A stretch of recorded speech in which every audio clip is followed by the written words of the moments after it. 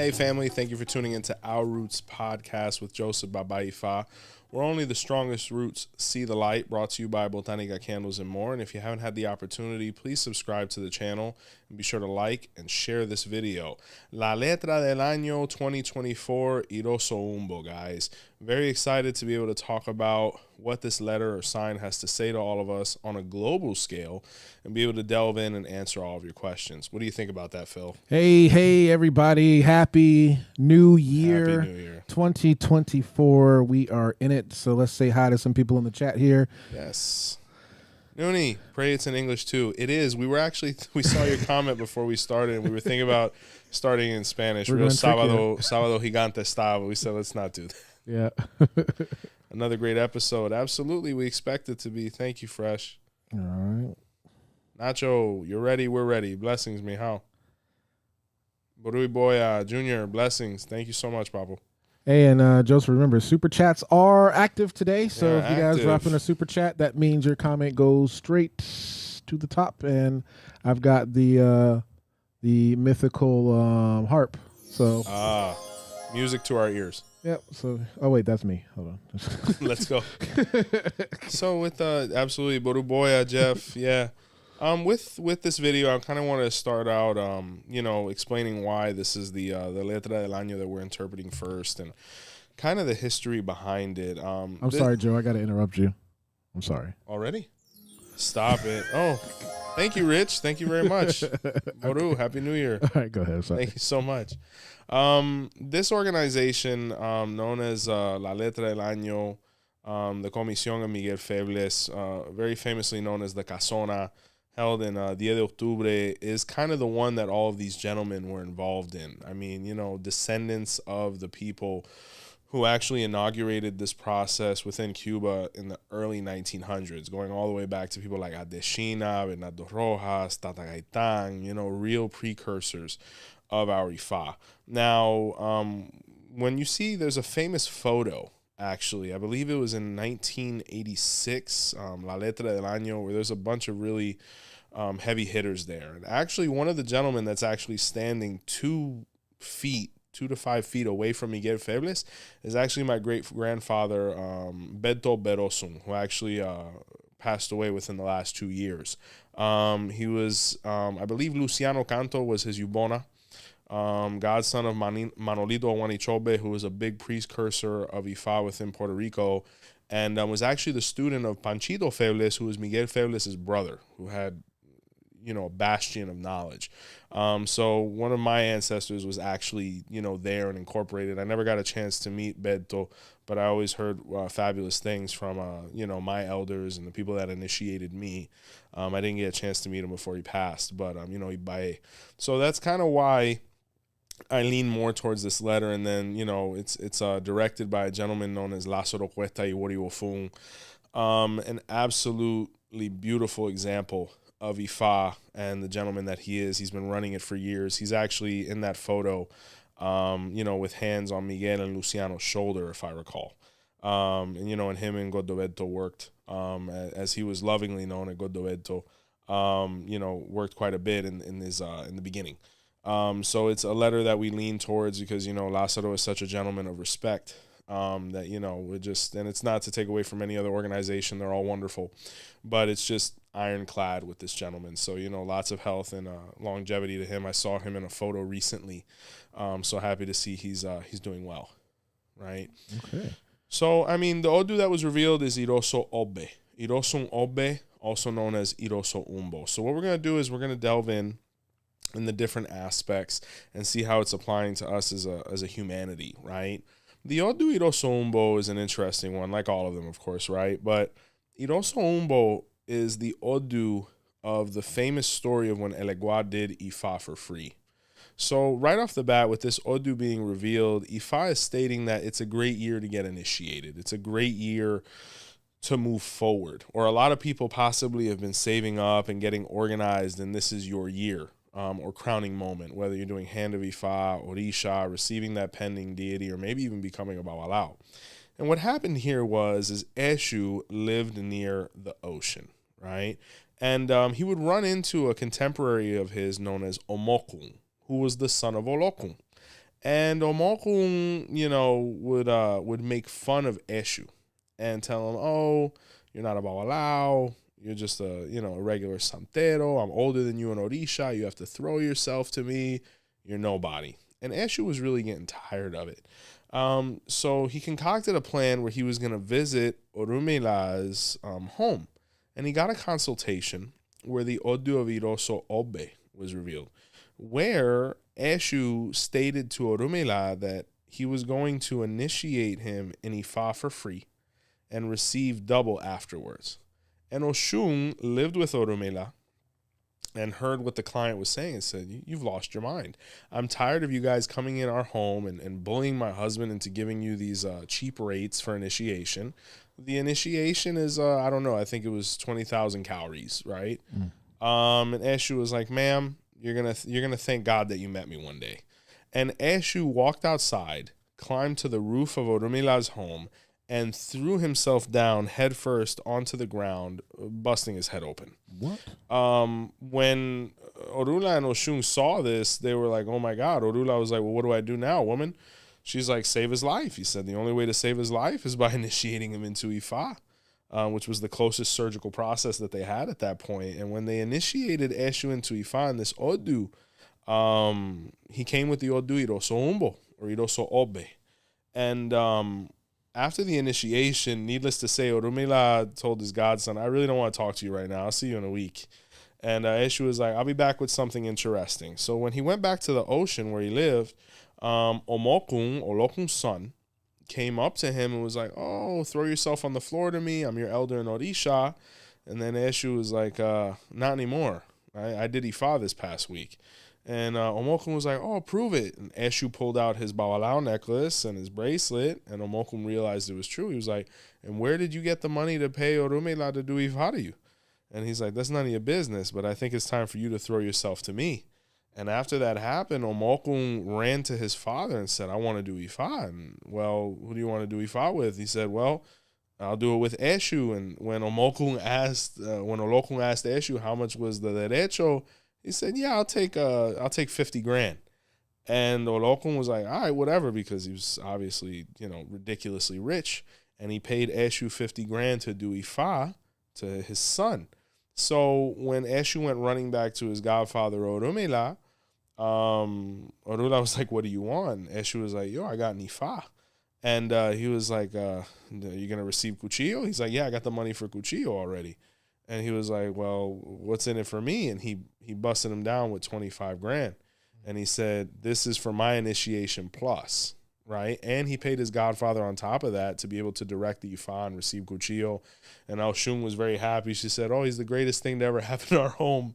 And Rumila was very pleased with him, and he thanked him. And, he realized that this was Eshu's essence at its finest, where they initiated Omokun, and not only did Eshu get Ifa for free, he paid his godfather more than what he even asked, and apart from that, his greatest rival became his junior. Can I say something, Joe? Yeah. We have 125 people watching. Oh my gosh, that's just a harp just for that. I just had to interrupt you. That's beautiful. Thank you guys so much. Yeah. So I'm gonna while you're telling share the video. while you're telling the stories, I'm gonna put some of the comments on the screen. They're just Lord. acknowledgments, though, so just you can keep going. Beautiful. It's just that there's so many, so I just need to say, so just keep on going, or just bendiciones. Yeah, I got you. Yeah. So what is this Odu telling us? In this Odu, Ifa is saying that we may be playing the role of Elegua, any one of us, where we might be going through situations. We have to be very careful. Shout out to Sábado Gigante. We have to be very careful to be in situations where we feel like we're getting, undermined or sunned. We have to really avoid things. We're living in a time where there's a lot of comparisons going on. Like, oh, I'm 30 years old, but the other 30-year-old has a Lamborghini and I have this. Or Ifa is saying in this Odu, we as a society, we cannot compare ourselves to each other. We have to each walk our own path and see what we're willing to sacrifice and do to be able to, accomplish what it is that we want at our predestined pace. That's very big. But once again, it states that it would be very ideal initiations, fulfilling destiny this year, and how, if we're on good terms with Eshu, most importantly, we're going to have great things happen. Eshu, yes, he was wilding. Eshu is the most important deity in this Odu for sure. Oshun is going to have a lot of roles to play as well, and obviously Orumila. But he's a very important deity. So if anybody's trying to have a good year, Eshu has to be attended to in a way that almost seems charitable. Hey, right? we got a newbie. Okay, very nice. Yeah. Well, shout out to Melissa. Thank you so much for being here. Great way to start off the year with us. Yeah. But it speaks of that as well. And another thing that this Odu speaks about is treachery or being, deceived. We have to be very careful where we put our money, how we allocate our funds. Maybe you're looking at crypto. Maybe you're looking at investing in this new property. Maybe this new stock. You have to be very careful and make sure you're fully educated on what's going on, because Omokun made an emotional decision here. He said, Eshu has it. I want it. I'm willing to do whatever it is that I have to be able to have what he has. Well, a perfect example of this is YouTube. You'll go on any one of these channels or podcasts. You see a certain demographic of people saying, oh, I have this many supercars. Oh, I have this many millions. I have this, I have that. And you have a younger demographic that's looking at them saying, wow, I can accomplish all of that without, putting any time or effort into my craft, not having, a solid relationship with either my partner or the people around me. And I can sleep all day, wake up whenever I want, eat whatever I want, and just be this uberly successful, healthy person, which was the impression that Eshu gave to Omokun, causing him to overinvest in something. So be very careful with programs, trainings, tutorials, all of these different things. There is nothing, this Odu says that there is nothing that can replace hard work. Eshu gets away with it. We don't get away with it. And even though Eshu got Ifa for free at the moment, he still came back and paid his godfather. This is an Odu of appreciation. We have to make sure the people around us feel appreciated, maintain good spiritual relationships and healthy relationships with our elders, so that we always receive those blessings, right? And we also in this Odu have to be very careful with like our infrastructure. Like the other day, Poroye, she showed me a video of a building in the Bronx just falling. So this, unfortunately, is an Odu that speaks of that, and there's another story that talks about it in the sign. We have to be careful with infrastructure. We have to be careful where we live, making sure everything's safe, because this is an Odu where things just started falling out of nowhere, and we're seeing that, little by little in certain areas. So So you're saying keep Eshu happy. That is the most important thing in this Odu. Eshu is something else here. He really is. I mean, look what he did. He not only got Ifa for free, he made the same amount of money he was told to pay Orumila, and he still broke his godfather off without having to put a cent. And he got an Ifa out of it. And then, the richest young man on the earth was his godson. So he had all of those benefits where he could call Omokun and be like, yeah, I want to go here today. And, here's a plane flight pilot, whatever it was. So it speaks of all those themes. We have a couple of questions here about women. What does it mean when your sign is Iroso Umbo for a woman? We're gonna have to go ahead and analyze some of the things that the women went through here. When you look at Oshun here, she was a very good wife. She loved Orumila very much. This is one of the Odus why Oshun and Orula live together and eat together. And for all the people that are initiated in Oshun that want to delve a little bit more into this Odu than the regular, in this sign it says 5 bottles of honey should be put around Oshun this year, and periodically throughout the year offer her one of them. I don't know, every 2 months, something like that, 2.5 months to kind of max out the year, especially when we're going through difficulties and whatnot. But in this sign was where Oshun was one of the predilect apetebis. She defended Orumila to perfection. She would actually handle his affairs for him, because Orumila, from an economic standpoint, he wasn't very apt. He was very passionate about Ifa, but he wasn't it's not that he wasn't a business-minded person, but economically he didn't understand his own value, and Oshun would constantly reiterate that for him. So for the woman that is a daughter of Iroso Umbo, the sign, Ifa is saying that it's very important to support our partner, defend them, provide them with all of the knowledge and acumen we have that could benefit them, and ultimately benefit our relationship as a whole.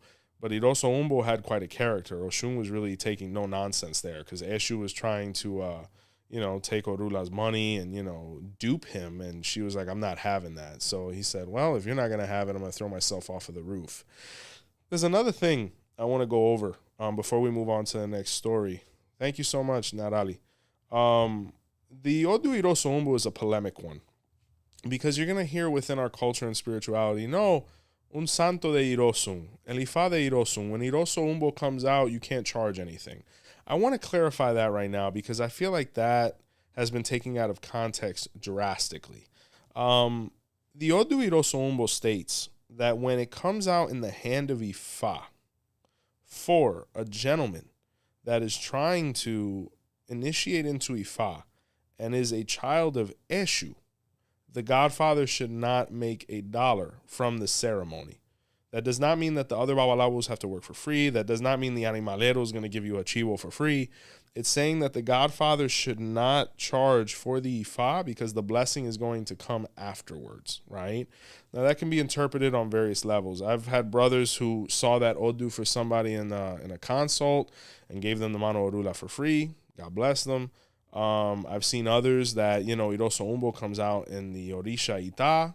And there's a huge now, you charged me when you weren't supposed to. Iroso Umbo does not exist, or Iroso Tonti e Yunle does not exist within the Erindi Logun Oracle. It's Irosun, period.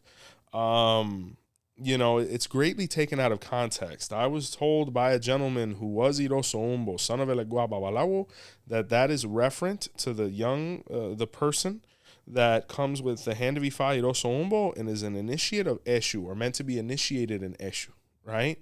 So interpret it as you see fit. But if you look at the story, it was Eshu who received that blessing because he had the same intentions to benefit his godfather ultimately. So just so, because it also came out in a random reading. Everything for me has to be for free. Please don't be mistaken. This is the Odu that they're basing themselves on, and this is the proper interpretation. And, may he rest in peace, Tomás Iroso Umbo told me personally, he said, hey, this is what it's referring to. And unfortunately, he passed away. May he rest in peace. But son of Eshu, Babalawo, Iroso Ogbe. Hold on. Yeah. Oh, the harp. All right. Ogumbi. Hello, Joseph Baba Ifa. What do you believe it means for a child of Ochosi to have the Odu Ikatrubon? Well, we are live. I'll digress a little bit. Sorry, but no, that's fine. People. No. I mean, shout out to Ogumbi. He knows what he's doing. And we're at 150 watchers live. Oh, wow. Thank you guys so much. Please share the video, like the video. If you like these shirts, please get some. So, Ikatrubon for the child of Ochosi. Here's the thing. Ochosi was always in trees. Right? So in that Odu, it says the leaves separated from the branches. And what happened here is a mother tree went for divination to be able to have children.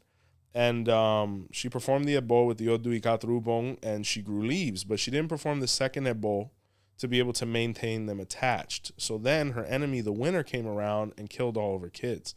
This Odu of Ikatrubong, for the child of Ochosi, I would deduce, states that the person has to perform not only able to have children, but to maintain them. I'm not saying anyone's, children are going to perish, God forbid, But what I am saying is that the person has to be spiritually active and not overconfident. Anybody who has this Odu, whether it's somebody's kid with this Odu or them themselves, they have to be spiritually active and preserve. Because if not, just separation, even separation could happen where, let's say, one of our kids is 16 to 18 to 20, they're a little young to be leaving the house and things like that. They're not fully prepared, but they choose to make a decision under an emotional influence. And, situations can come from that. That's one of millions of examples. But what it is, in that sign, the person wants to maintain unity within their home, especially with their children or parents. So, yeah. Okay. All right, man. So I just wanted to say that we should probably hold the questions that aren't relevant. I'm not saying they're not relevant, but that aren't pertaining to the letter of the year. Let's wait until the end. Let's get the last 30 minutes. Sure. Just to ask some questions. Sure. Because we have over 150 people watching. Everyone's asking their questions, and we're gonna try and get to your questions. But that's awesome. We got some things we got to get in. Absolutely. La Letra Del Año, right? This Odu of Iroso Umbo says that we have to be very careful with deception. and being conned out of things and unethical business practices, especially from spiritual people. You have to be very careful who you give your money to. Like, this is an odu of robbery, ultimately, but not robbery with a weapon, robbery with a suit and tie, right? And the reason I say that is because after Elegua became a Babalawo, he didn't want to study Ifa. He just wanted to have the position, and he kind of did it for the wrong reasons, right? So what he was doing was, rather than consulting, as the Lukumi states, with the chain, he started consulting with the shell instead. And, that was causing a bunch of issues on one behalf. But the people who would only consult with a Babalao who threw the chain, he would throw the chain. But he didn't know how to interpret the chain. So he was reading the chain backwards, right? So let's say Iroso Umbo came out, he would start talking Oberosun, making things up. So people started running back to Orula and saying, hey, your godson is out of control. Like, he's making a real mess of things. You gotta, he's gonna make you look bad. So Orula disguised himself as a regular client, and he went for divination with Eshu, and he saw Eshu throw the chain, and Iroso Umbo came out, Eshu's sign, and also Orumila's sign. And instead of that, Eshu started speaking Oberosum. And Orumila waited till he was done talking. He said, so that's what that Odu says? He said, yep, Iroso Umbo, or Oberosum. And Orumila revealed himself. He said, my godson, you can't recognize that not only your sign, but my sign is on the mat right now. And Eshu was utterly embarrassed, and Orumila took the chain and said, until you study and learn, I don't want you doing anything. You have to study and learn. Even though you did Ifa only for the fraternal aspects of things, you cannot accept clientele if you don't know what you're doing. And Eshu was greatly embarrassed, and he kind of went through his stages of acceptance, and he started learning. He didn't become necessarily super Babalawo, but he did learn the ABCs to be competent and respected within his practice, right? And just so he would never get confused again, Orumila tied green and yellow beads on one side of the chain, representing the elder leg, and red and black beads on the left side, representing Eshu. And the reason these things are present is because Orumila represents the truth. Eshu represents the distortion.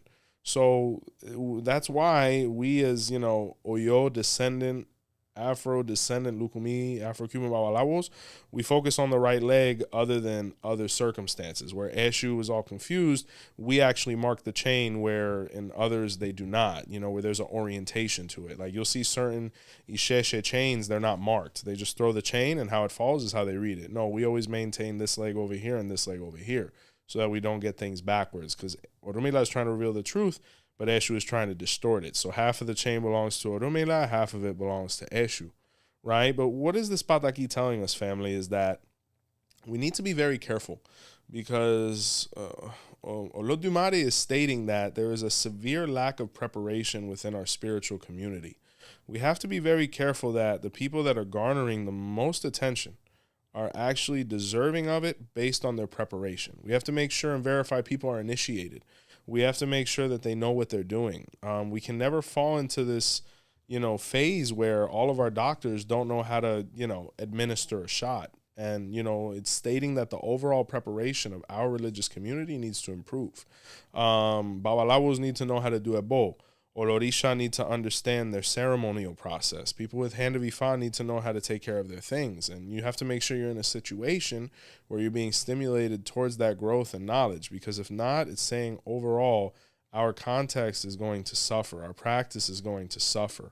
And this not only applies to spiritual professionals, but your financial advisor, your lawyer, you have to be very careful, because people would act like one thing here and they were something completely different. We're living in the technological age where anybody can be anything they want in front of this lens. So you have to make sure you do your homework before you give people a dollar or ounce of your time. And make sure we move ethically here. Make sure we move under the watchful eye of the universe. Eshu thought he was getting away with something, and he didn't realize his godfather was watching him. So Ifa says, move, the Yoruba say, move as if there's always eyes on you, and you'll never fall into disgrace.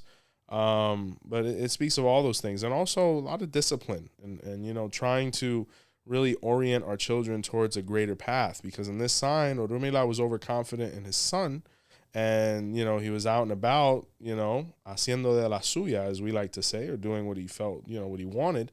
And he was running amok, where Orula had to kind of be firm with him and say, hey, you're not doing this until you've met these obligations. So any pending diplomas, pending certifications, be careful with lawsuits. Make sure we're functioning ethically and within the confines of what's acceptable from a society standpoint. And it will be a very beneficial and prosperous year because Eshu had a lot of clients here. Hey, so how do you know somebody's initiated besides just asking them? I do my homework, brother. Like, for example, if I have an Ifa ceremony, I've gotten to the point where, I'll be like, hey, brother, can I see your book? Can I go and actually, like, visit your Ifa? Can I salute your Ifa? It's kind of like, it's a fraternal thing. Like, it's like when the Masons are like, are you a traveling man? Like, you have to know how to respond to that on so many more profound levels than just like, yeah, east to west. Like, there's so much more that goes into that. Or made men, you know what I'm saying? Who are you verified by? Like, the problem now is, Phil, is that people are in such a rush sometimes to get certain things done.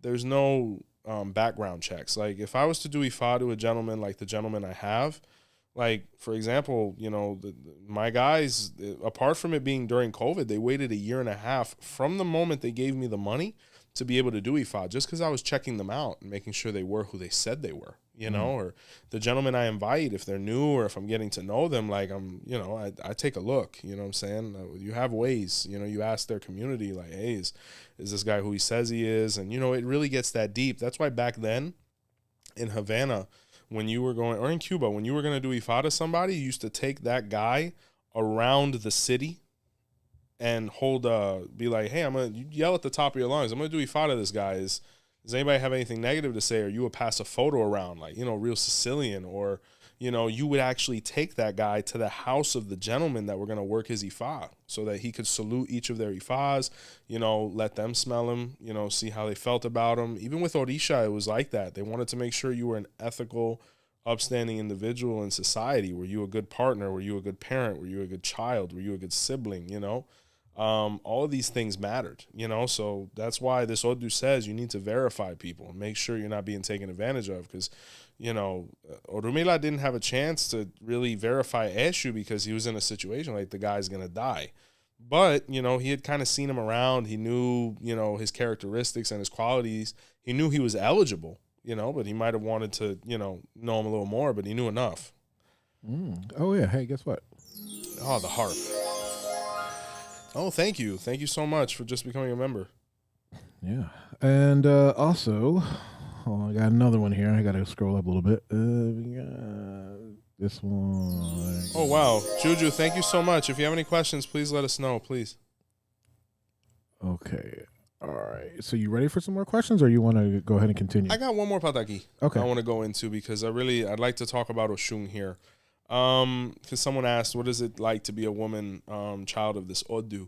And this sign was where Orumila was paralyzed from in certain body parts. In some scripture, it says from the waist down.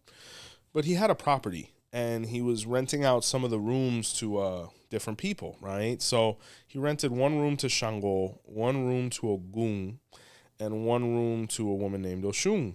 Now, mind you, he had a landlord and things like that. He lived in the attic, maybe second story, whatever. So he never actually met any of his tenants, but his tenants knew that he lived upstairs, right?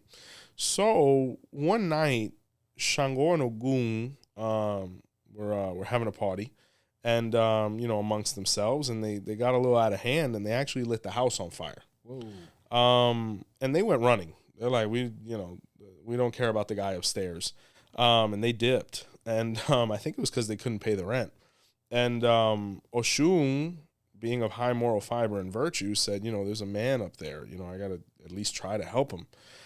And she went upstairs, and she saw Orula in bed, and she was so strong, she actually picked him up and carried him out of the house to safety. And Oshun, introduced herself to Orumila. Orumila, said, thank you for saving my life. How can I how could I ever repay you? She said, well, I'm single.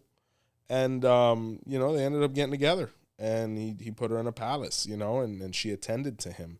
And they lived very happily together, so This is an Odu of a good person, a good woman. In this sign, it speaks of the importance of supporting each other.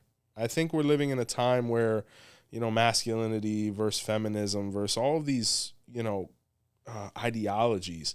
At the end of the day, we cannot forget that we are two human beings working towards, stabilizing a home, constructing a healthy environment for the children and people that, reside in it. We cannot allow too many constraints or constructs to interrupt us fulfilling what we need to for our partner, regardless of gender, regardless of anything.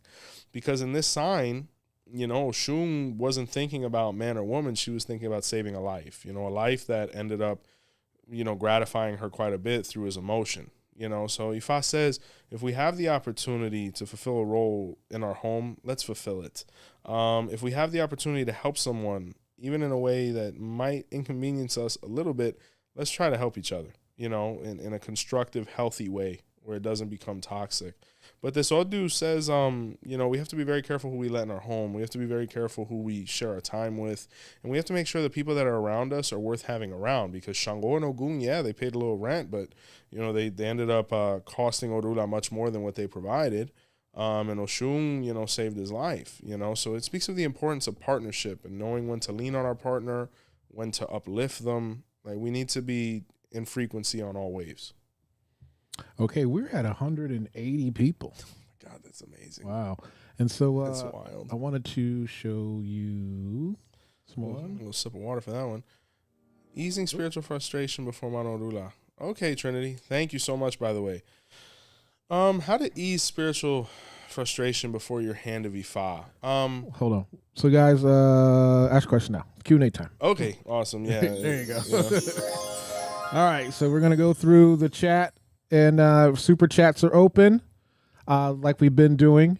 So if you guys want to go ahead and ask your questions, I'll scroll up to some because people were asking questions in the beginning as well. But awesome. Go ahead and ask your questions below, and we'll go ahead and get started. So easing spiritual frustration before Mano Orula. Yeah, I think anything that forgive me, that helps make you sound and helps get you level. Right?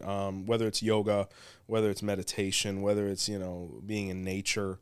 From a spiritual standpoint, highly recommend the Bóveda class with Boroye or any spiritual mentorship there. Simply because it'll help us create some routines that are going to benefit us, help things kind of tranquilize and relax before the hand of Ifa, or even having your authentic spirit altar from a spiritist standpoint with the Bóveda is going to help relax a lot of things before your hand of Ifa. So that's what I usually recommend for the people that are going to be moving forward with us. Okay, here we go. Jartu, thank you for becoming a member. Can you speak on the Odu Ogbe when Eshu came to Earth and the need to crown? Absolutely. Yeah, Ogbe is known as the Odu Isalaye of Eshu, right? It's really one of the Odus, even though in the book literally it says Ogbe is where Eshu came down from heaven to earth. The actual root of Eshu is in Babawe Kumeji. The essence of Eshu is there. Really, Ogbe speaks of Elegua, right, when he was born. The Odu Irete Kutang speaks of him as well. But what happened it's not a complicated pataki. When he came down from heaven, he was greatly frustrated because people weren't respecting him or giving him the honor he was used to having in heaven or felt like he needed on earth. And that's what really motivated him to crown, for him to be able to be aligned in a way where he was able to show value and really strike fear into the people around him. Because Eshu, a lot of, I love Elegua, but, I'm more respectful of Elegua than anything. So, there's an element of all those things. And Ogbe speaks of why he needed to crown to make people respect him.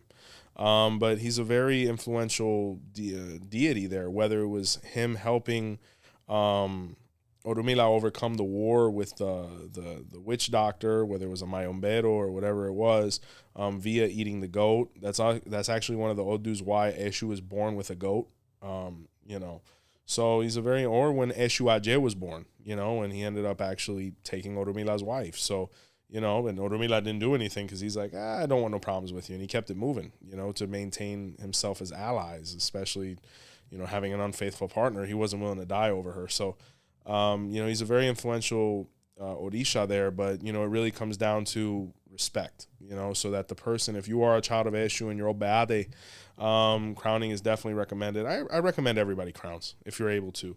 I think someone's calling me for the show. Oh, well, Obeade should also do Ifa if you're able to. No, right. I didn't answer. But if they called your phone. If we get to 200, I'll open the phone line. I'll share the video. So video. If we get to 200 people watching, I'll open the phone lines for you because we got so many questions already. Oh Lord. Yeah. Super chats, guys, get up to the top of the line. Yeah.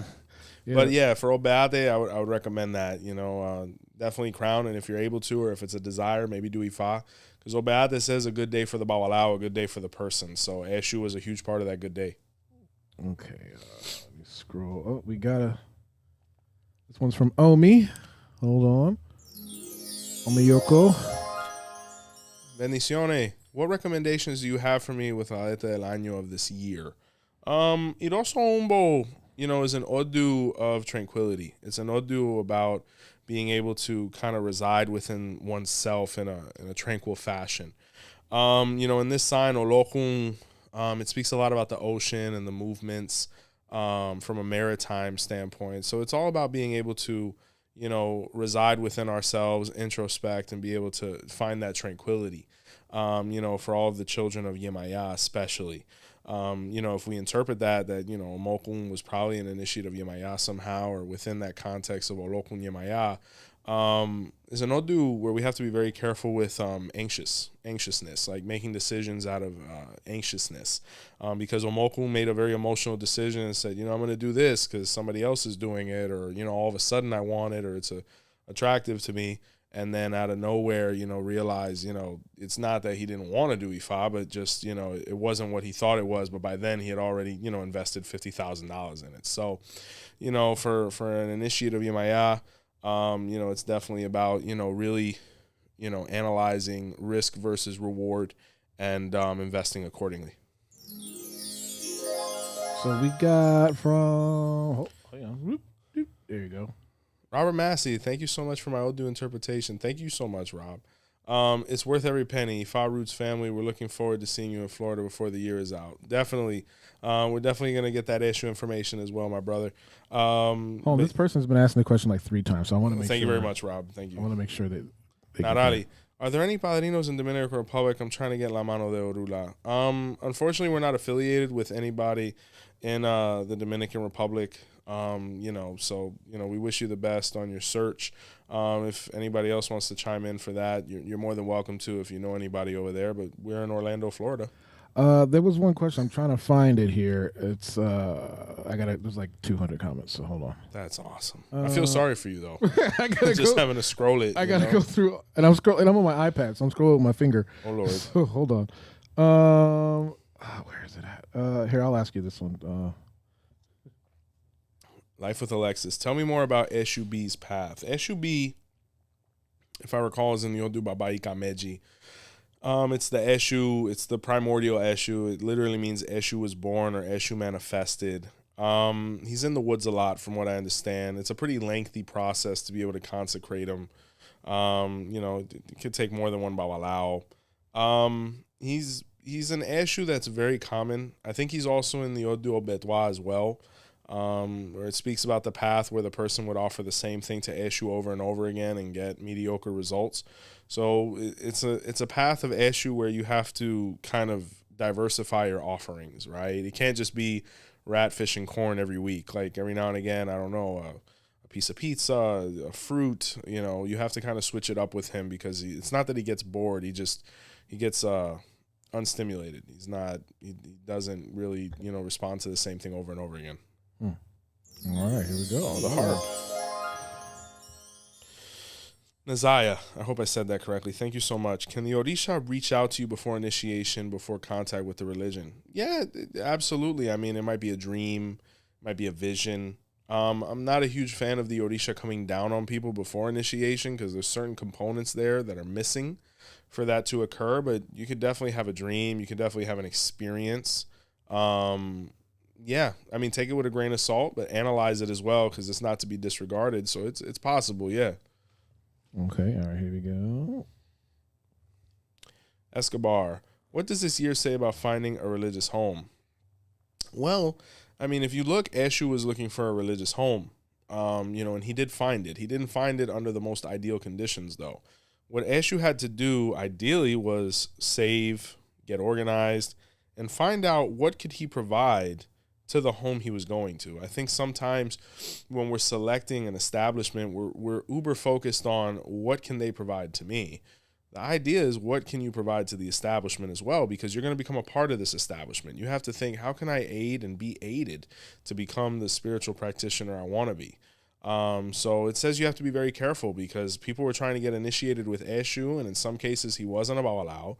In some cases he was a Babalao that was not trained or not prepared. He was very unprepared. It says be careful, but we can find one. You just have to make sure they are what they say they are, and they're gonna follow through, and that your goals can be met there. All right. Here we go. Shaquona, I'm Omo Oshun. Can you talk about the path of Ibukole for Yeye Oshun? This is my path. She is the Gunugun, or the vulture, right? A lot of people look at her as the witch, right? The leader of the Aje, or the Yami Oshoronga, right? Or the witches or elders of the night as they're known. She's also the personal messenger of Olodumare. I remember when I actually crowned Orisha, I was told that because I was a son of Oshun Ibukole and not Oshun Ololodi the Apetebi, I did not have path to become Babalawo, because they said that it was a path that was more leaning towards becoming entranced, or possibly even delving into the religion of Mayombe, more, warlock tendencies, right, or magician tendencies. I remember when I actually did Ifa, and I just made the decision, hey, if I make the wrong decision, I'm sorry, but I'm going to do Ifa because this is what I want to do. I remember I spoke to some of the brothers there, and I was like, what do you think about this? And they were like, absolutely not. And ironically, in Ita of Ifa, I'm Baba Yobe. That's my second sign in Ifa. And in that sign was where Oshun Ibukole went to heaven to visit Olodumare, right? And some people would interpret the room of Ifa to be the home of God Almighty, right? And also in my Odu, it speaks of when the vulture took her son to heaven. So, it's an Odu that has a lot to do with, it's a path that has a lot to do with Orumila, being that she's the one who would come and eat Orumila's ebos and take them to heaven. And it's a beautiful path. It's the most popular path, I think. I think we have more followers than Ololodi. But yeah, she's awesome. My wife has crowned Ibukole, and it's been a wonderful vulture's nest. Almost at 200. Got 190. Oh, wow, that's a lot of people, man. I missed this one from Trinity. Trinity, best habit to pick up based on La Letra. Organization. Eshu got into a bunch of really rough situations here because he wasn't organized. Last minute, he wanted to do Ifa. Last minute, he wanted to study Ifa. Last minute this, last minute that. And it constantly put him in a position to have to run. So you want to be organized here. You want to be authentic. You want to avoid dishonesty and unethical behavior. So ethics and organization and authenticity, I would say. I've seen several comments here, and so we got a lot of new people here, and they're just that's awesome. A big question that's been asked multiple times is, how do you even get into the religion? Well, like, how did I get into the religion? No, how can they? How can they? Yes, how can you? It's trial by error, guys. I mean, you have establishments like ours that are 5-star, certified, and then you have others. Depending on where you are, depending on where you're willing to go, it really starts off either somebody that's in the religion, or you walk into the random botanica, or just any other random occurrence that could happen. Now, part of the process is you wanting to be in the religion. Another part of the process is that person wanting to bring you into the religion.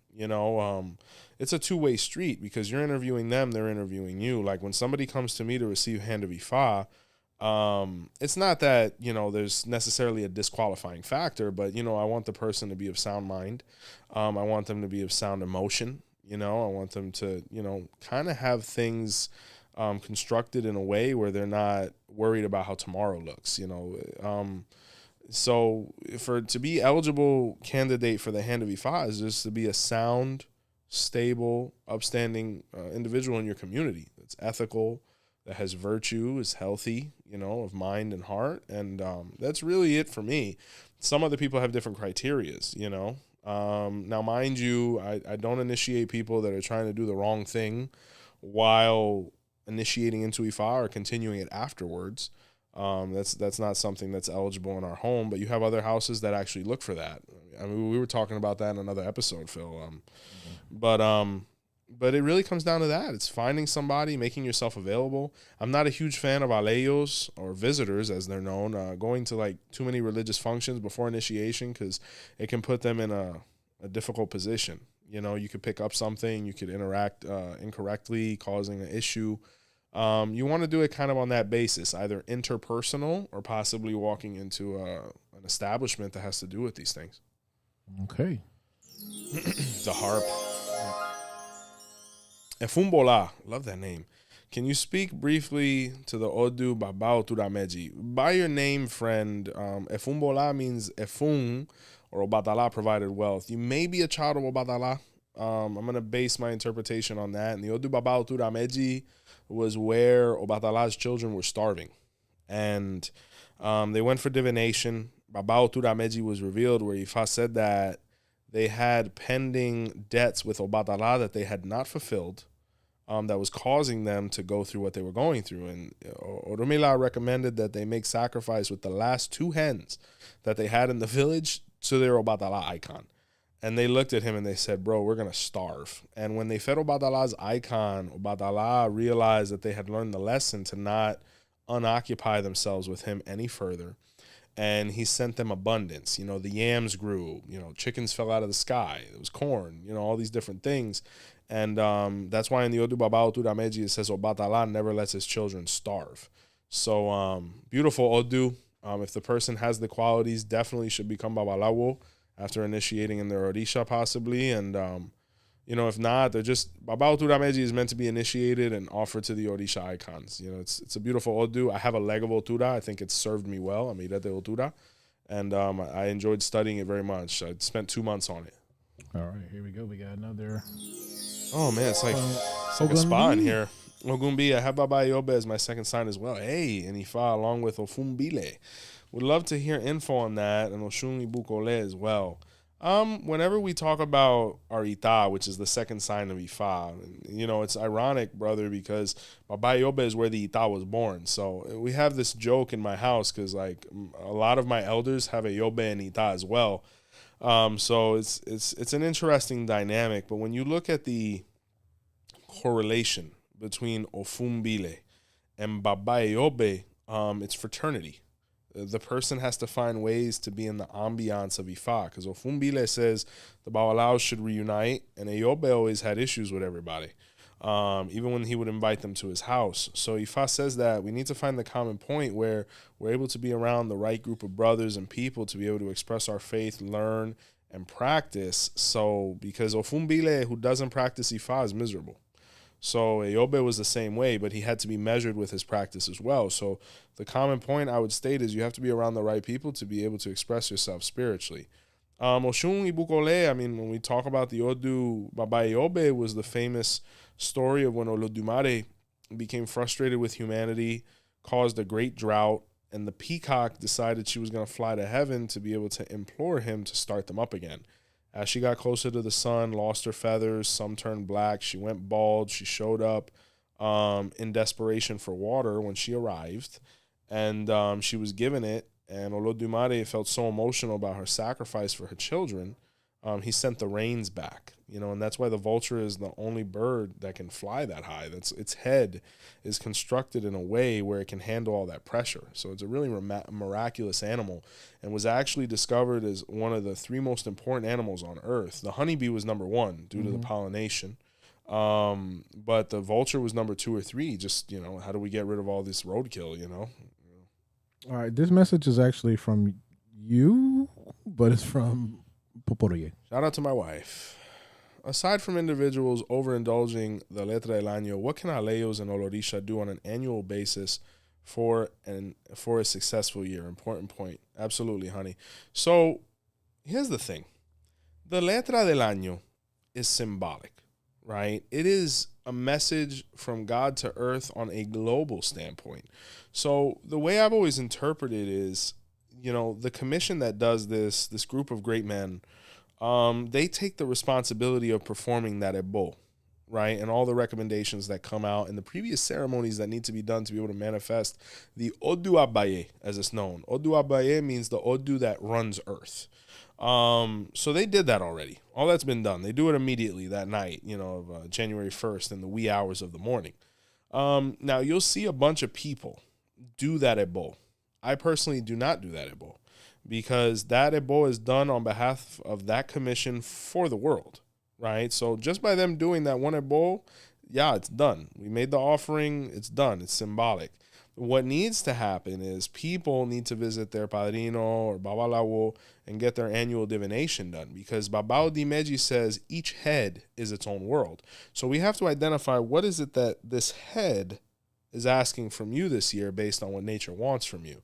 So for a successful year, as far as habits, for the person that is non-babalawo, do your recommendations from your annual reading with Ifa.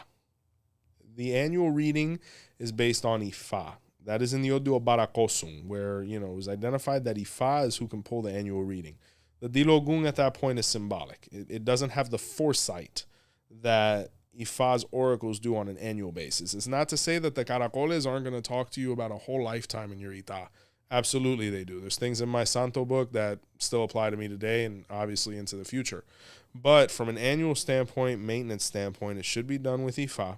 Do the recommendations from there, and also do an ebo from your sign of hand of Ifa if you have hand of Ifa, right? If after that you still want to invest in your spiritual well-being, feed your orishas once a year, and then at that point maybe work towards initiation instead if you're focusing on that. But base minimum, an ebo from your sign of hand of Ifa a year, base minimum, just to be able to maintain and cleanse that odu, and ideally the things from your annual reading as well. Bro, guess what?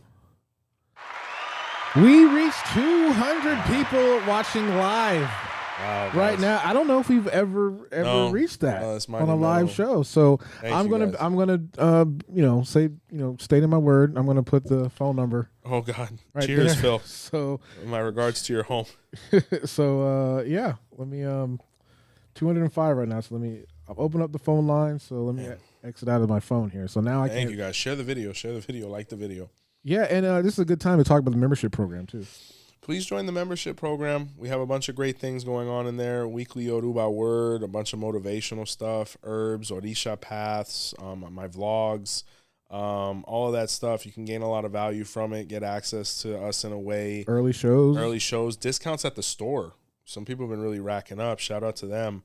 Definitely for all of the members who are in there who can attest to it. We appreciate you. And if you know somebody such as yourself that might be interested, please, it's growing every day. Greatly appreciative of all the people who have joined and joined today, I see. All right, we got someone on the phone here. So you're live on the air. Who's this?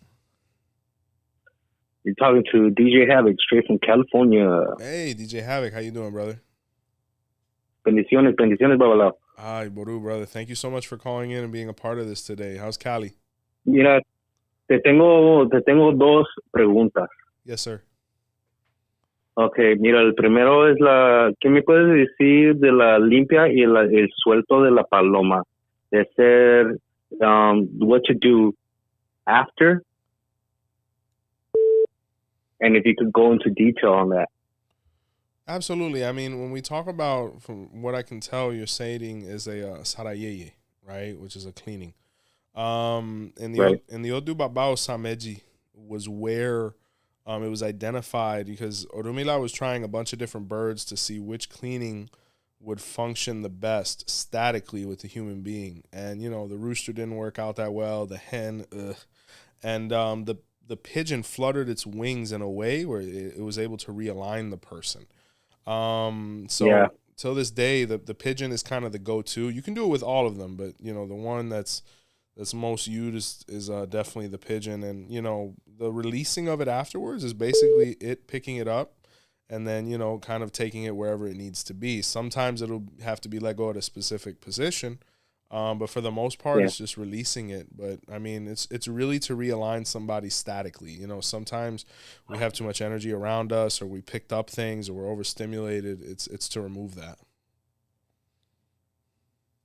Fantastic, man. You nailed it on the head. I'm glad to hear that. My Yes, sir. second is cuando recibí, después de la limpia de la paloma, ya recibí mi estatua de legua. Okay.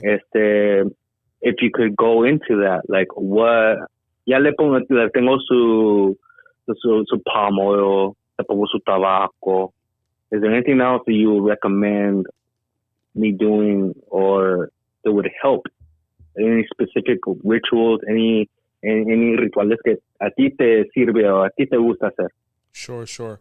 Now, another thing about the pigeon is you want to make sure we're initiated from a priesthood standpoint to be able to do that, because the underhand thing about it is, because I've had people who are, you know, with mano orula and stuff like that, they're like, well, I'm going to clean myself with a pigeon. Well, the thing is the process of priesthood is to keep things from bouncing back onto us. So I've had people do that to themselves, and then they might not get the best results. So I don't know what your specific situation is, but also with the Eshu context, you know, Eshu, you know, the basic offerings, red palm oil, water, rum, a food offering, a candle, and usually the cigar. You mentioned statue. You want to make sure it's a Eshu icon prepared by, you know, a Babalawo of some sort.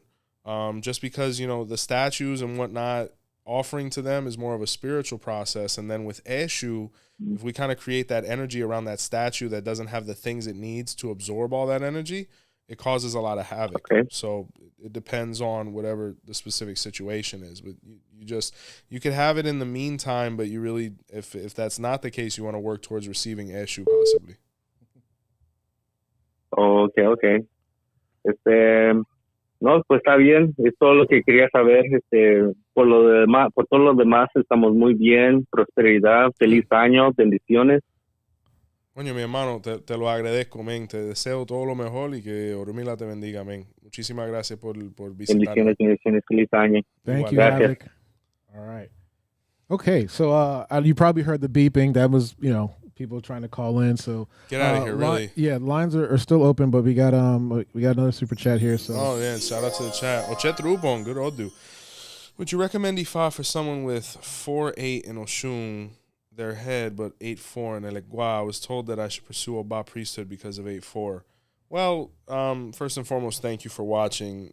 8-4 in the Dilogun doesn't exist. What happened there is the number 8 was released in Eshu.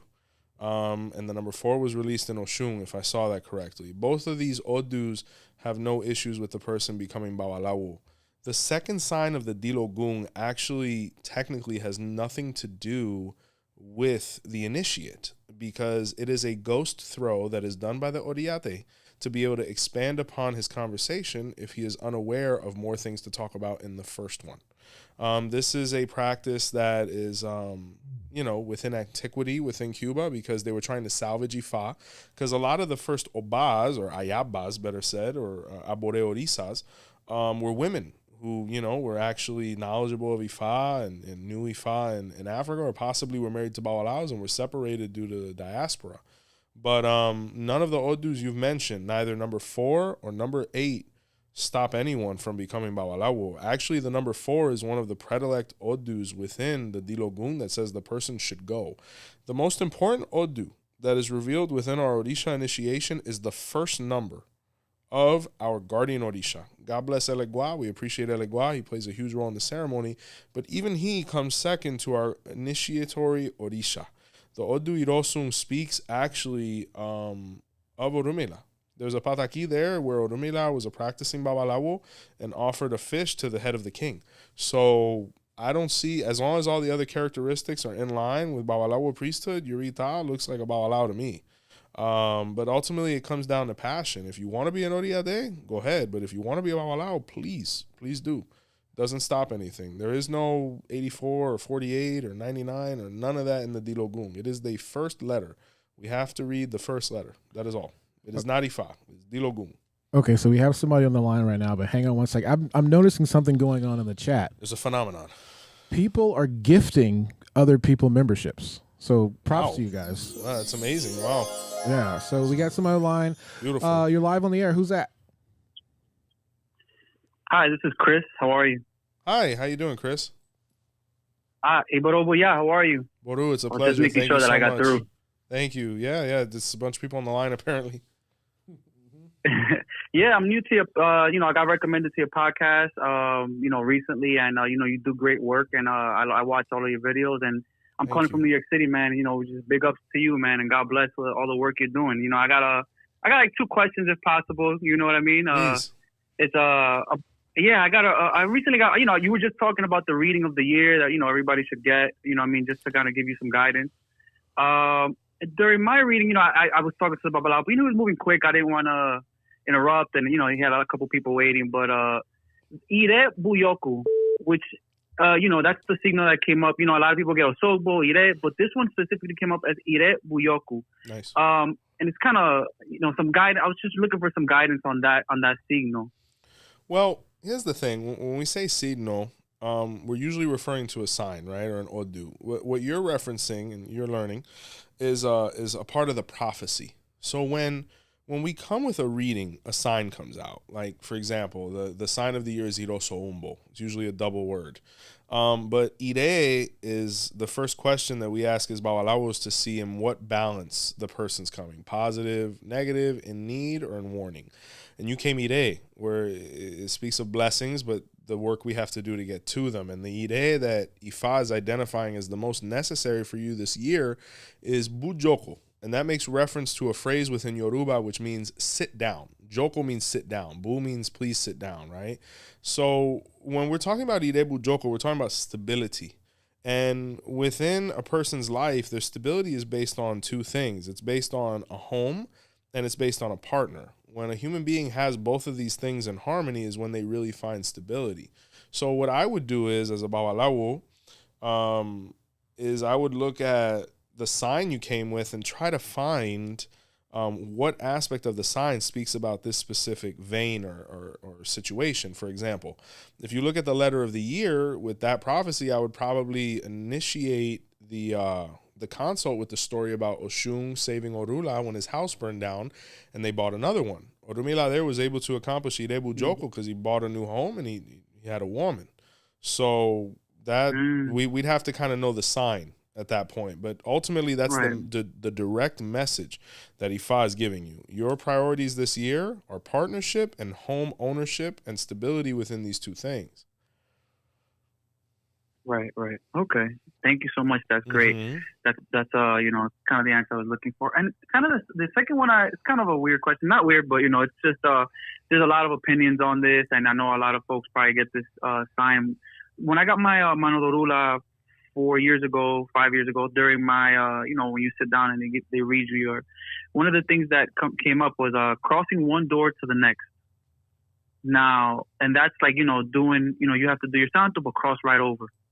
There's so many mixed there's so many mixed opinions on that. You speak to somebody and they're like, you speak to a santero and they'll say, no, this you got to do your year, but then you speak to a babala and they're like, oh no, this is what Orula wants. He needs you to cross over while you're on the throne. Well, here's the thing, Papa. So that concept, I'm not asking you to say your sign on the air, but that concept is born in the Odu Babao Barameji. And what happened there is Shango was initiating into Orisha, right? Because when the kings of Oyo or the Alafings are elected, they have to go through all the initiatory rites. It's very taxing for them. So he initiated into Orisha, and he was doing, in Africa, his 3 days, or in our spectrum, 7 days. And in the same house, in the next room over, or in the next, grove over, they were initiating a man into Ifa. And, Shango was like, what's going on over there? That sounds interesting. They're like, oh, they're doing Itefa to somebody. They're initiating a Babalao. He's like, well, I want to do that now. They're like, no, you got to wait your year in white. There's a protocol. And Shango, being Shango, said the hell with that. And he actually left the room of Orisha and kicked down the door and just walked into the hand of Ifa, into the room of Ibodu or Ifa. And who's going to say anything? He's the king, you know what I'm saying? So respect to both sides, because I understand where the discrepancy is, but the thing is this, in the Odu Babao Barameji, it says not everybody has to go through their year in white. Me personally, I went through my year in white because I didn't have the money to do Ifa, but ironically, when I was coming towards the end of my year, the money came up out of nowhere. But you might not have that situation. You might not have those debts. I was Baba could have behaved a little better in his early 20s. So, Ochun was like, I need you a year in white to be ready. And it served me wonderfully, even though it was a very difficult year. But your case may not be that. The yaoraje is not necessary for everybody. You can jump. Now, what I really want you to do is, if you're going through your lukumi process, finish your 7 days. Go through your full 7 days of initiatory rites. That's in the Odu Babao Sameji. And then, with your godfather, whoever, you get coordinated. And, I don't know, within 48 hours after that, you're hopping rooms, And at that point, you don't have the obligations of the yaoraje. You don't need an ebometa. You don't owe anybody necessarily any tambores to be able to do Ifa. Like, you can give a tambor to your godmother or whoever if you want to after, or however that house works. That's minute. You know what I'm saying? But what you cannot allow is things to interrupt your destiny, especially, to be frank with you, in Africa, they don't do a yaoraje. I'm not saying the yaoraje is not necessary. I did it and it went wonderfully. But for it to be a negating factor for you to get to Ifa as quickly as possible, no, there's no reason for anyone to stop that. It's not an issue. Right. That's beautiful, man. Thank you so much. Again, man, calling from New York, man, big ups to you, your show, your family, and God bless. Thank you so much. I wish you the best, Papa. Take care of yourself, all right? All right. Okay, so several people are asking in the chat, how do I sign up to be a member, right? So if you actually look at the video, right, next to where the like and subscribe button is, there's a button that says see perks or join.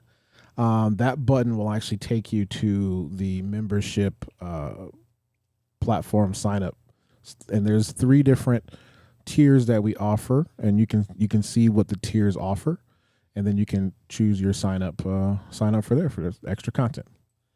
Nice. Yeah, definitely get in there, guys. We appreciate you. All right, here we go. Jessica Hernandez, Omo Shango, Irosunka.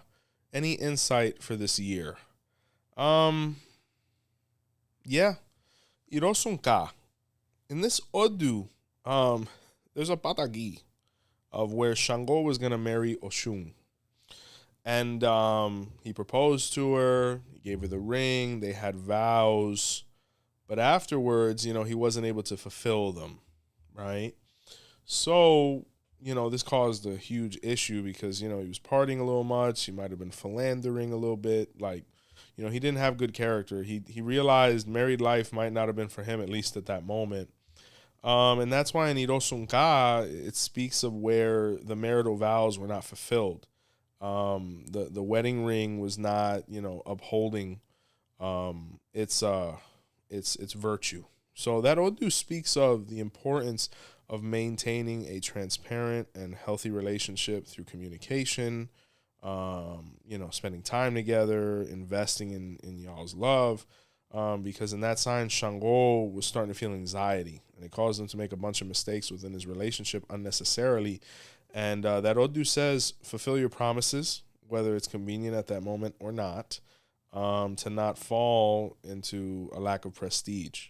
But Shango there didn't fulfill his marital vows, and it's also an Odu of a lot of conflict. The child of Shango there has to avoid conflict, family feuds, family politics. But Shango's the one starting the family the feuds. Shango is a very bad boy.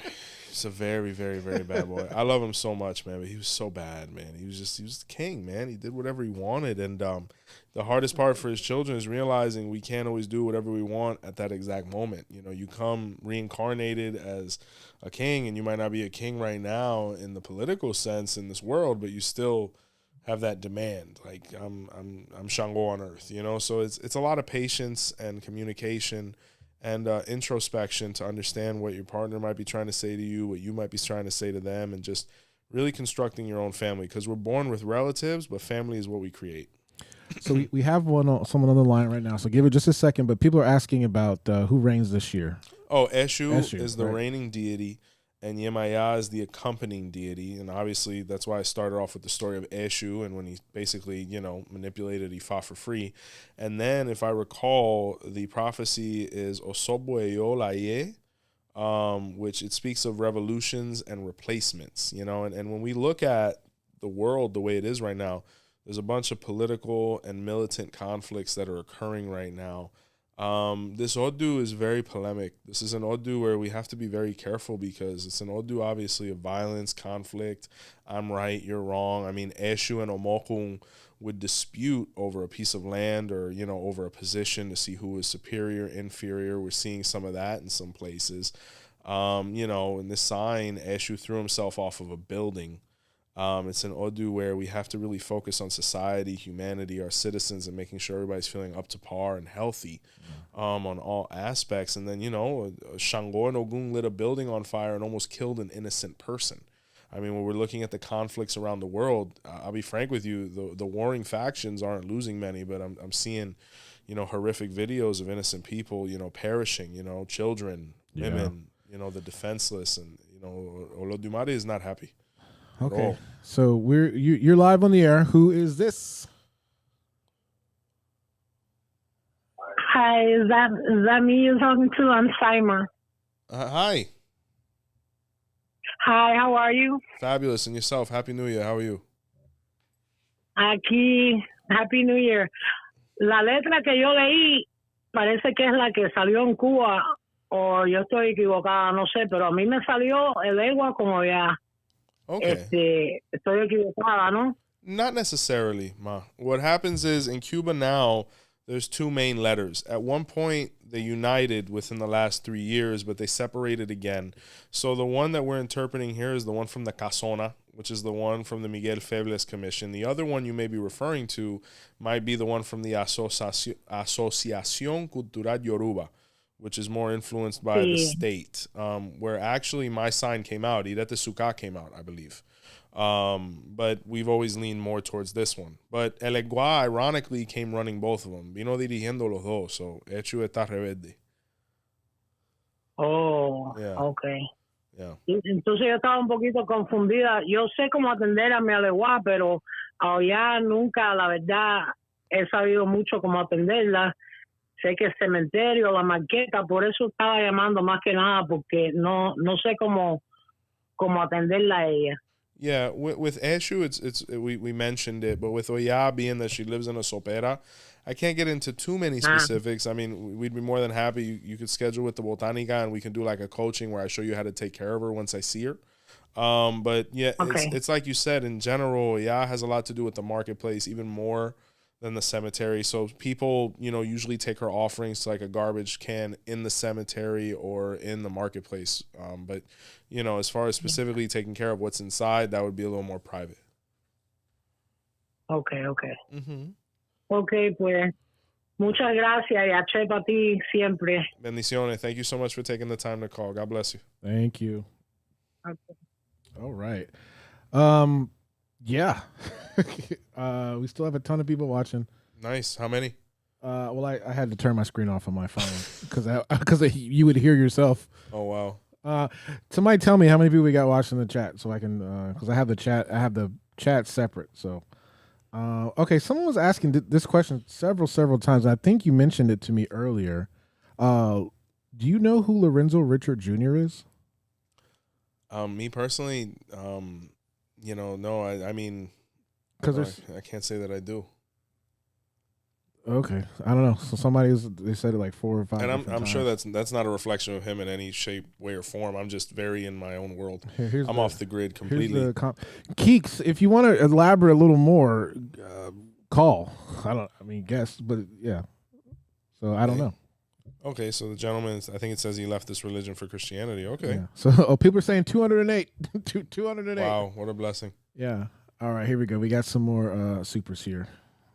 Okay. All right, hang on. Manifesting Goddess, thank you. Alafia Wawa, can you expand on the Odu Iwori Wobe for the new year? Iwori Wobe. In that Odu, Ifa says that the Orisha Olokun is paramount. And that sign was where the annual festival to Olokun, at least one of the signs that speaks of it, manifested. And what happened was Olokun would give things to humanity, and they became so complacent with her that they didn't make offerings to her, and she drowned the whole world, right? So that Odu says that we cannot become comfortable. We cannot become complacent. We need to keep up with our habits because every day is a new day. Every day is a new year. So the Orisha Olokun there is very important. If you haven't received it, I highly recommend you do it this year. It also says we cannot live off of talent alone. We need to study, prepare ourselves. The person has goals they need to accomplish within an academic or professional sphere. And that'll provide them a lot of advancement. All right, we got another one. Katina, thank you. Bendiciones, Baba Yose. Can you discuss the path of Eshu Aye?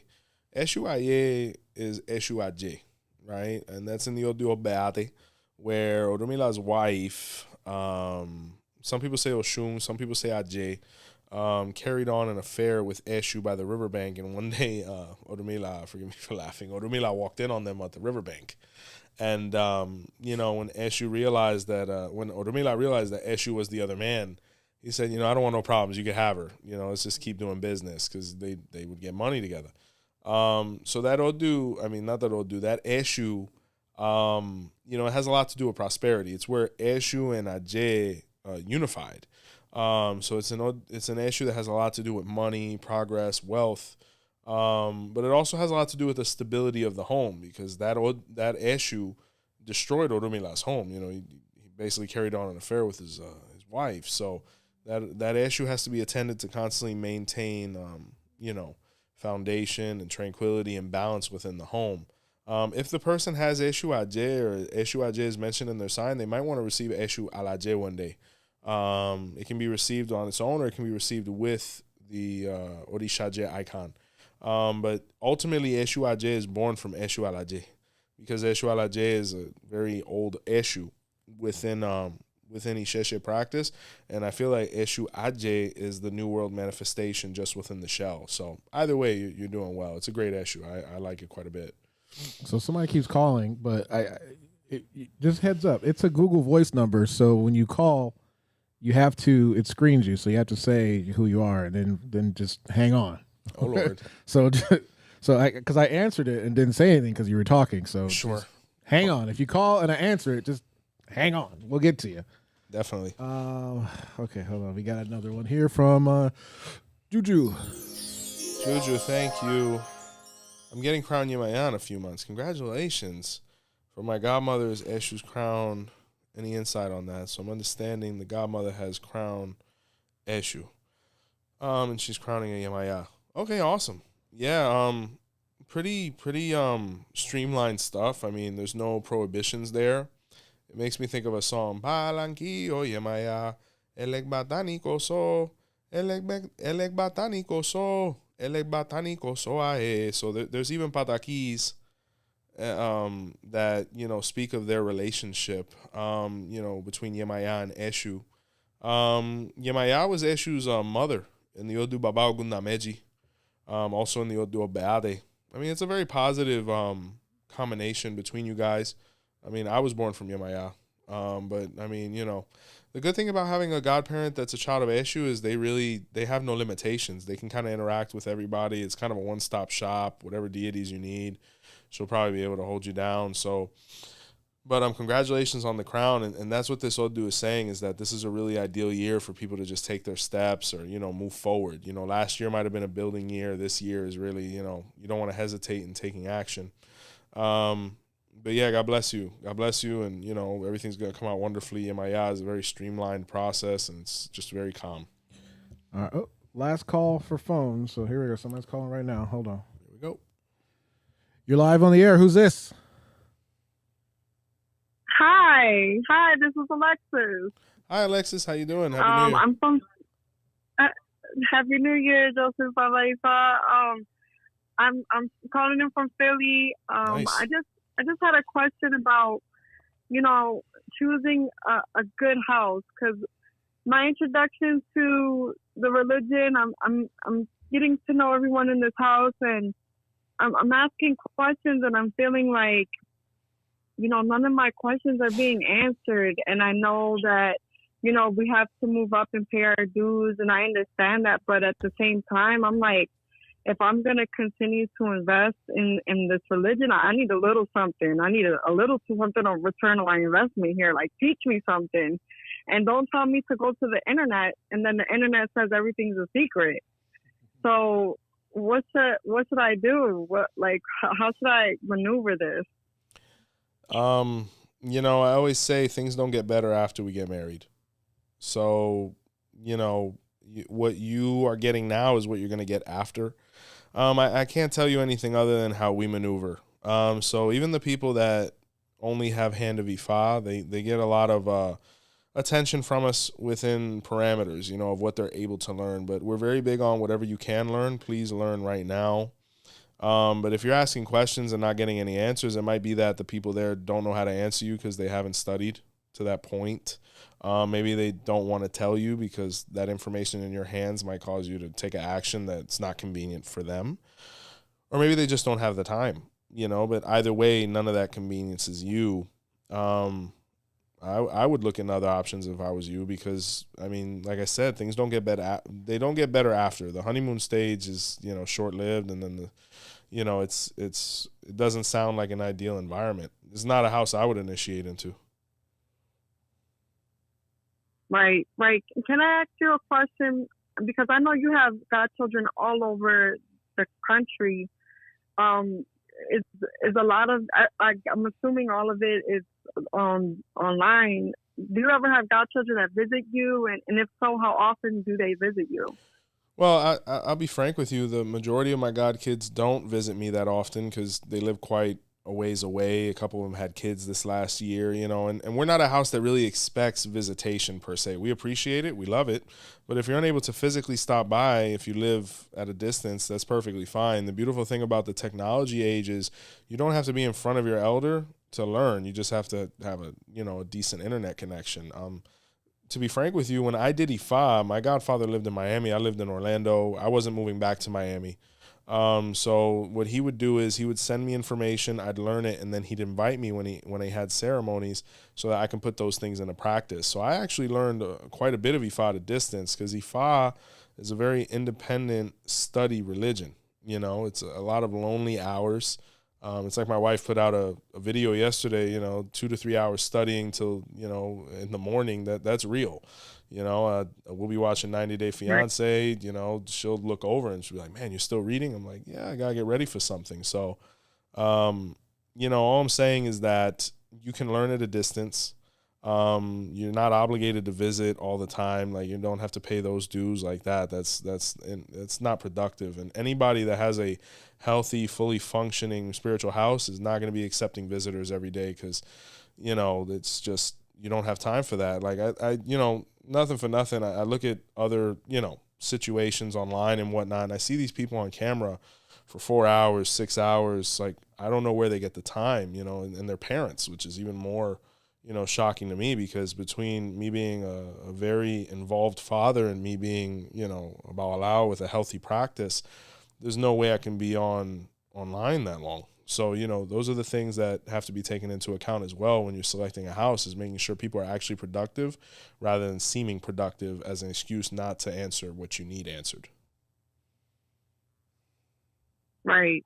Well, thank you so much for answering my question. Thank you. I love the videos. I love the content. And thank you so much for taking the time to answer. Happy New Year, Mija. Take care in that cold. Happy New Year.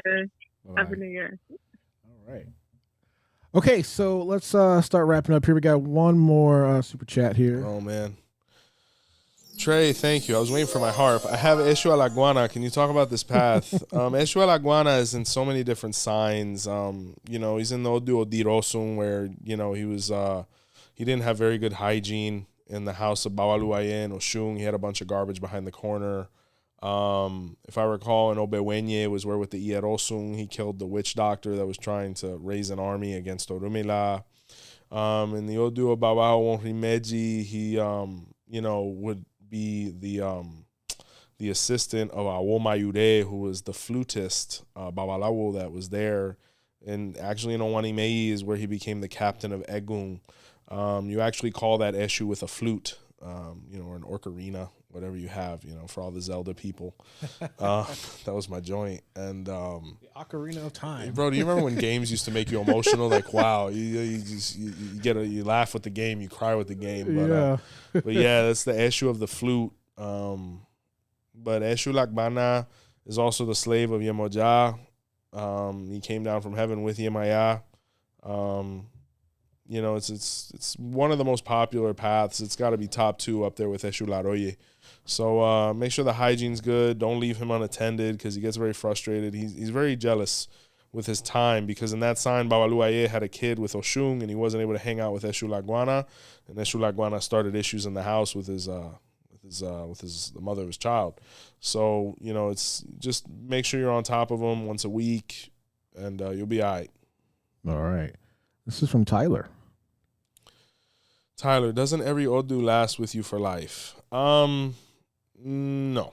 So, and I'm trying to understand the context of the question, but the only Odus that are life Odus are your hand of Ifa if you don't become a Babalao, the Odu that your guardian head Orisha reveals in your Orisha ceremony, the first number. And if you do become a Babalawo, the hand of Ifa is erased, and that new Odu is a life Odu. Those are the only 3 life Odus.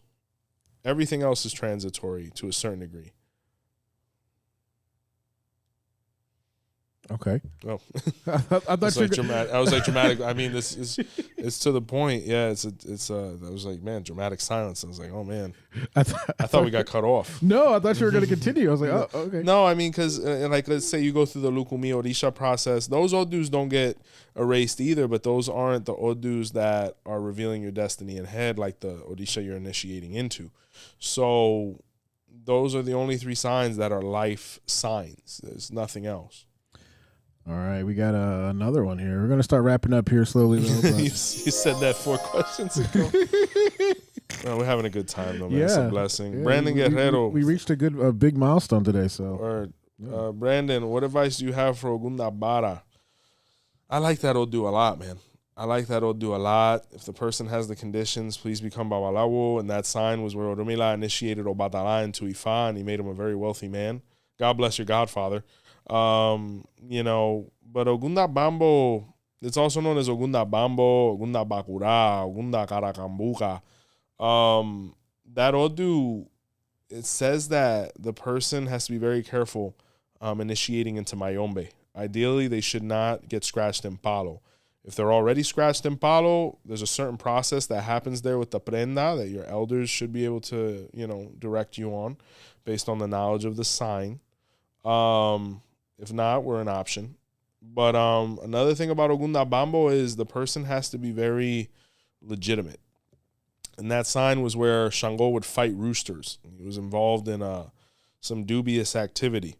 So Ifa says, keep everything on the up and up, lead a very clean lifestyle, be home with your family, figure out what you're doing within the spirituality because you have the path to become Olorisha as well as Babalawo if you have all those characteristics. And, it's a sign that people look at and they're like, oh, but in reality, when you understand that Odu, it's a beautiful Odu. It's also the reason why we would dress in white for a year after initiation. It was where the goose did Orisha and became a swan. So many nice things there. There's a saying there that my grandmother used to say, el que no quiere sopa, que toma 3 tazas. Or el que no quiere caldo, que toma 3 tazas. Like, even if you don't want soup, have 3 sips. Or a palabras necia, oídos sordo. To negative words, deaf ears. So there's a lot of really great things there. But, I mean, the person can do basically whatever they want within the spirituality. I just don't recommend Mayombe. All right. You became even more my favorite with that Legend of Zelda reference. Oh, man. Right. Yeah, man. Yeah, Majora's Mask was crazy, too, man. That was my joint. When you could transform into all of his friends. Oh, my God. That's so funny. All right. So you want to offer any words for 2024 before we head out of here? And, guys, remember, join our membership program where we have these exclusive ones. We can do this a couple times a month if you guys want. Yeah, you get in the membership program. We get to interact. And my words for 2024. On a personal note, 2024 has really begun in an unexpectedly beautiful way. You know, life has plans that we don't plan, but you know, it's all about reacting and assuming and realizing all the blessings that are being given to you and recognizing those opportunities. So all I say to all the people that have graced us with their presence this evening is take things in stride with this Odu. Because when you try to go against the grain here, the grain will go against you. All you have to do is work on yourself on a continuous basis, on a daily basis, and you will be prepared for whatever is put in front of you. And always look at things, take a step back, and realize all the positivity that might be in something that you don't understand initially, because usually the greatest things come from that. Iroso Umbo speaks of ethics, it speaks of progress, it speaks of organization.